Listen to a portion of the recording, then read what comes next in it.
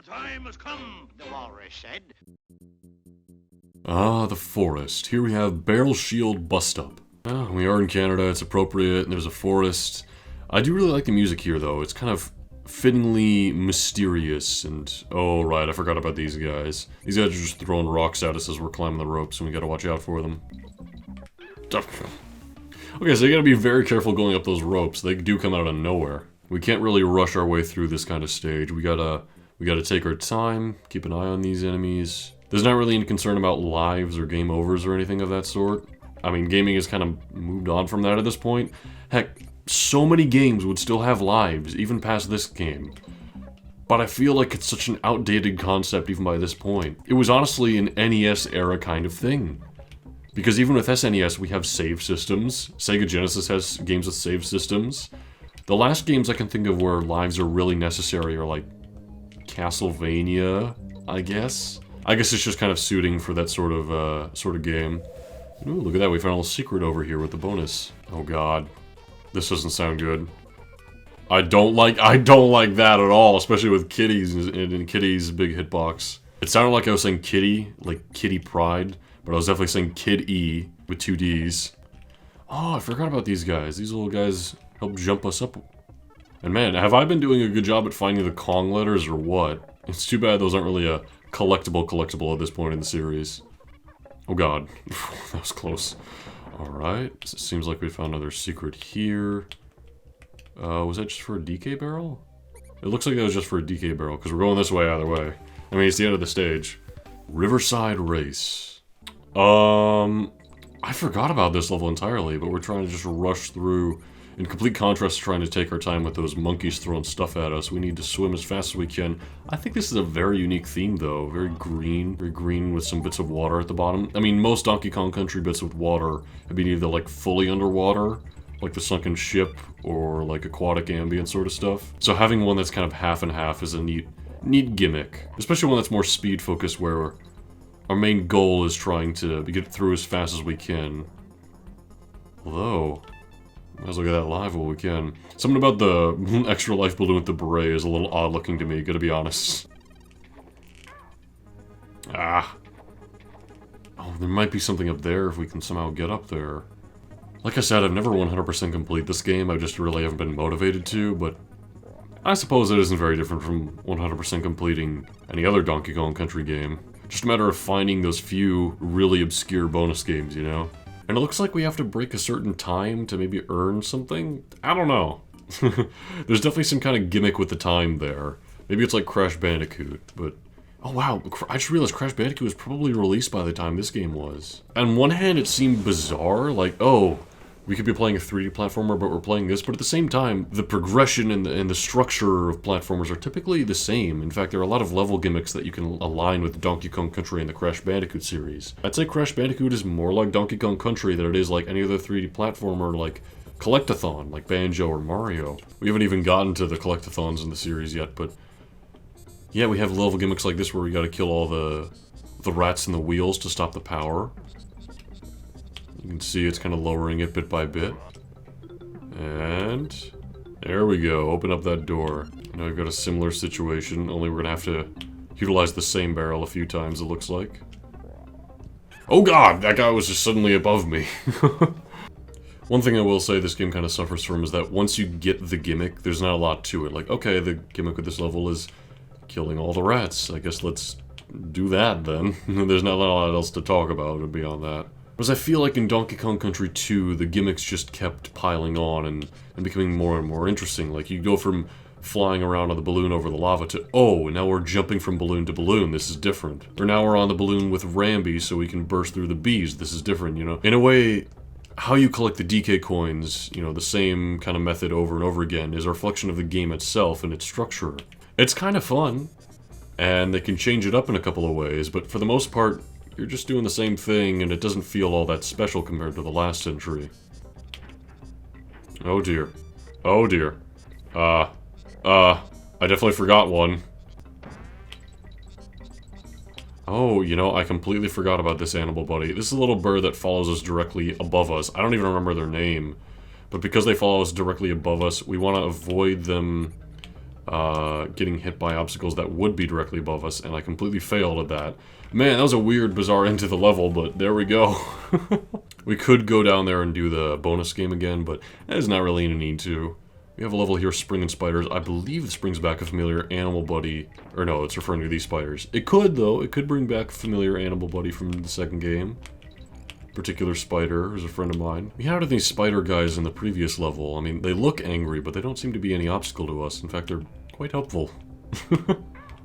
Oh dear. Squawks! Squawks was in there at some point?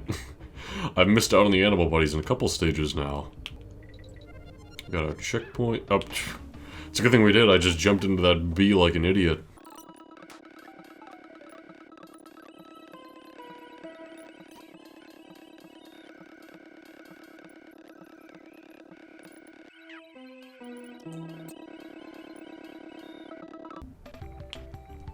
Yeah, that was the level.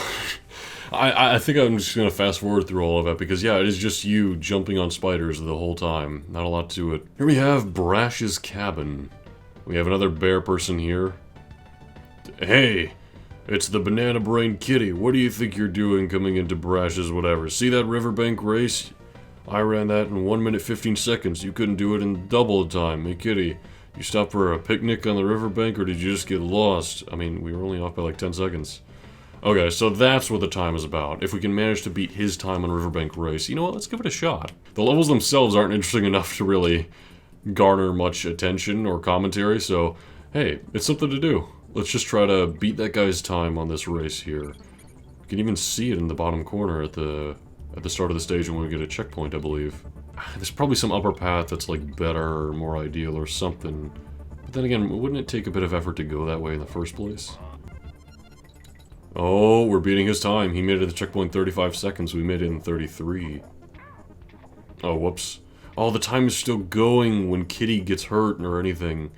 Okay, so that is very harmful to our time in that case. Let's not get the barrel. That's going to freeze the time for a moment.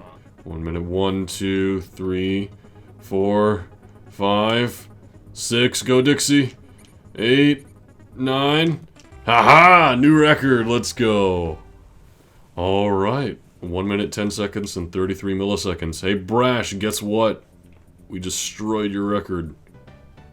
What? You can't have beaten my time. I've held that record for the last 2 years. You've made me so angry I could... Wait, what?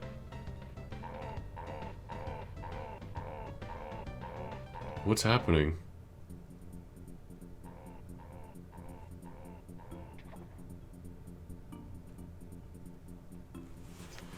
Okay, we made a connecting path down there, but first we have to beat this this level, Bobbing Barrels Brawl. You know, even though Brawl would suggest some sort of fight, I'm fairly certain this isn't the boss just yet. Alright, that works. Oh, we do get to be Ellie once again, and I think this makes use of Ellie's other gimmick that we haven't quite seen yet, which is water. Using the left and right bumpers, as they kind of spell out for you there, we can absorb water as long as we're next to it. We do want to avoid going in the water, though, because that fish down there does want us very dead. But yeah, it's an interesting level where we kind of just zoom on by, try to get water. Like here we can see... Oh, wait, no, we gotta hit that one up there. There we go. Look at that. Easy bonus game. Yeah, I just ran out of water doing that, but it's okay. And then I assume the bonus game here will involve it somehow. Oh, you know what? I bet I know exactly what this is. We gotta make a path of barrels. Oh god. It's okay, it's a very small path. We just need 2 barrels, I guess. You know, it's water stuff like this that makes Ellie a bit more interesting than Rambi, in my opinion. Oh god. Careful, Ellie. We got water.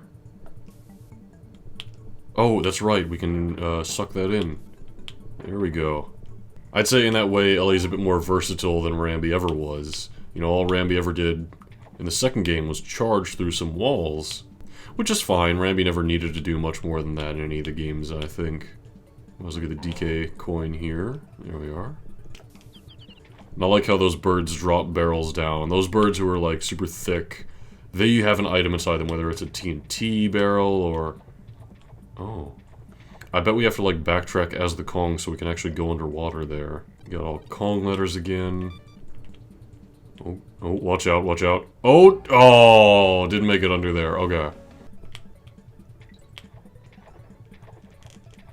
Do we just need to get a big enough jump to dip down? I don't think so. There's got to be some other way to get that, but I don't know how. Maybe if you're holding on to something, you sink in the water. Well, that's not a good way to find out when there's a piranha in there. Here, let's test it out here. No? I don't know how we're supposed to get down there to that barrel. Okay. I forgot we can actually kill these ones with the water, so we don't have to speed our way under them. And that was the very end of the stage, of course. On our first attempt, we were that close. So now, the boss is that way, but because we did that whole thing, beating the record, we're able to go here. And what is here? Oh, yes, of course. Another one of these for the banana birds. Let's see. Y, B, A, B, X.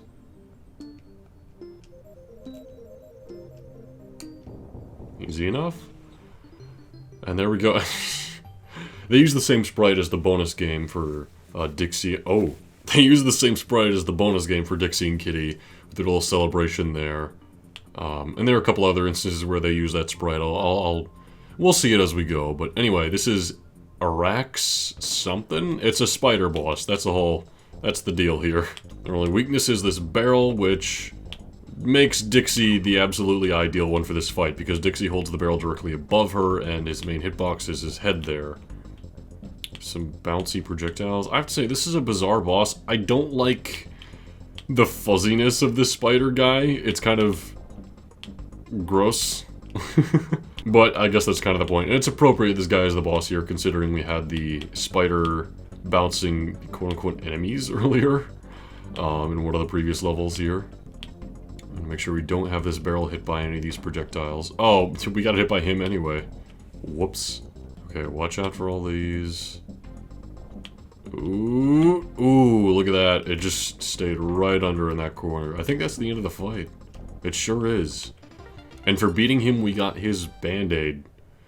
That goes into our inventory now, which is going to be important for kind of trade quests later on. I know it sounds bizarre, but bear with me.